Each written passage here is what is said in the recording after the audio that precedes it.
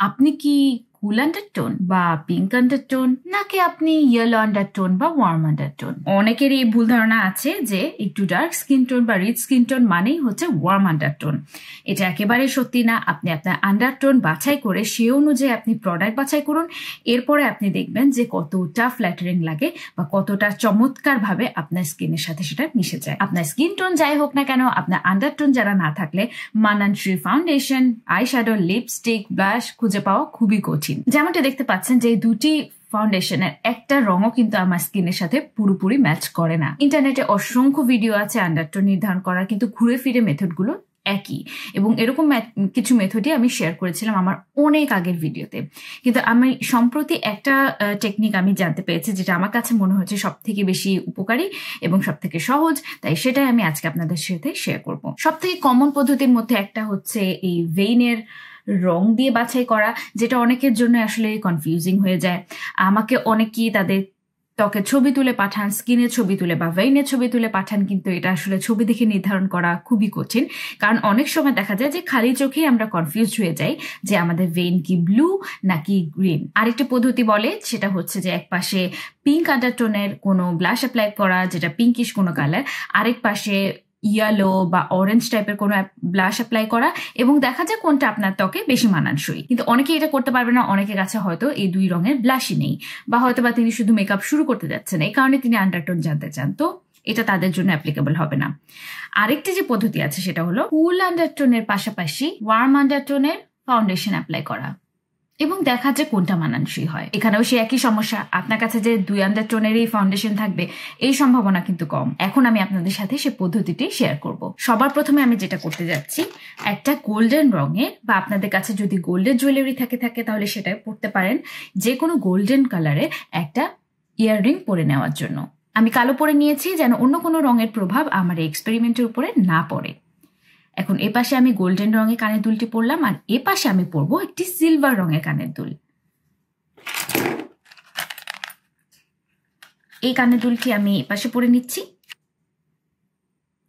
এ পাশে আমি পরে নিয়েছি আমার সিলভার রঙের কানের দুল। এই পাশটা আমাদের ওয়ার্ম শেড বা ইয়েলো আন্ডারটোনকে প্রকাশ করবে, এবং এ পাশটা আমাদের কুল শেড বা পিঙ্ক আন্ডারটোনকে প্রকাশ করবে। এখন আমরা দেখবো যে কোনটা আমাদের ত্বকের জন্য বেশি মানানসই হয়। কিন্তু এখানে আরেকটি ট্রিক আছে, যদি আপনাদের কাছে কোনো টাইপের গোল্ডেন আইশ্যাডো থাকে তাহলে সেটা নিন। আমি এখানে ব্যবহার করছি এলফের এই লিকুইড ক্রোম আইশ্যাডোটি। এটার শেড নাম হলো 24K গোল্ড। এটাই অ্যাপ্লাই করতে হবে এমন কোনো কথা নেই, যে কোনো গোল্ডেন আইশ্যাডো আপনারা অ্যাপ্লাই করতে পারেন। এখন আমি এই আইশ্যাডোটি নিয়ে আমার এপাশে আইলিডে অ্যাপ্লাই করছি। আমি কিন্তু কনসিলও করিনি, অর্থাৎ আমার যে ডার্ক আইলিড আমি এটার উপরেই অ্যাপ্লাই করব। আমি একটু বেশি করে অ্যাপ্লাই করছি, এবং এটা শুধুমাত্র আমরা আজকের এক্সপেরিমেন্টের জন্য করছি। এটা পারফেক্টলি অ্যাপ্লাই করতে হবে এমন কিছুই না, জাস্ট যেন দেখা যায়, একটু প্রমিনেন্ট হয়, অর্থাৎ একটু যেন স্পষ্ট হয়, যেন আপনি সিদ্ধান্ত নিতে পারেন সেভাবে করে অ্যাপ্লাই করবেন। এবং এপাশে আমি অ্যাপ্লাই করবো ওই একই আইশ্যাডোর আরেকটি সিলভার শেড। আপনারা যে কোনো আইশ্যাডোর থেকে, যে কোনো আইশ্যাডো প্যালেট থেকে আপনার সিলভার কোনো শেড নিয়েই অ্যাপ্লাই করতে পারেন। আমি তারপরে এটার শেড নাম্বারটা আপনাদের বলে দিচ্ছি। এটা হচ্ছে এলফ লিকুইড ক্রোম আইশ্যাডোর শেড ব্লিং ব্লিং। এটা আসলে একটা লিকুইড গ্লিটার আইশ্যাডো টপার, কিন্তু এটা বেশ পিগমেন্টেড, এই কারণে আমি এটা অ্যাপ্লাই করছি। এখন আমি ডিরেক্টলি আপনাদের দিকে তাকাচ্ছি যেন আপনারা কিছুটা আইডিয়া নিতে পারেন যে আমাকে কোন শেডটি মানাচ্ছে। যখন আপনারা আপনাদের নিজেদের উপরে পরীক্ষাটি করবেন তাহলে যেন আপনাদের জন্য সহজ হয়। কারো ক্ষেত্রে হতে পারে গোল্ডেন যে সাইডটা সেটা বেশি মানানসই মনে হবে, কারো ক্ষেত্রে হতে পারে সিলভার পাশটা বেশি মানানসই হতে পারে। এখন আমি যদি অর্ধেক করে আসলে তুলনা করে দেখি, তাহলে আমি দেখতে পারবো যে কোনটা আমার ত্বকের জন্য বেশি মানানসই। সিলভার যে পাশটা, এটা এমন না যে আমাকে পুরোপুরি ওয়াশড আউট করে দিচ্ছে, এটাও স্টিল আমার ত্বকের জন্য মানানসই, অর্থাৎ একেবারে যে খুব বেশি অসামঞ্জস্য মনে হচ্ছে তেমন না। আর এদিকে গোল্ডেন যে পাশটা, সেটা বোঝা যাচ্ছে যে আমার ত্বকের জন্য মোটামুটি বেশ মানানসই। আর যদি আমি দুপাশ একসাথে দেখি, তাহলে কোনো পাশে মনে হবে না যে খুব বেশি অসামঞ্জস্য। তার মানে এরকম যদি হয়ে থাকে যে দুটো পাশই মোটামুটি আপনার ত্বকের জন্য মানানসই, তাহলে ধরে নিতে হবে যে আপনি নিউট্রাল আন্ডারটোন, অর্থাৎ আপনার ত্বকের ভেতরে ইয়েলো এবং পিঙ্ক দুই আন্ডারটোনই আছে।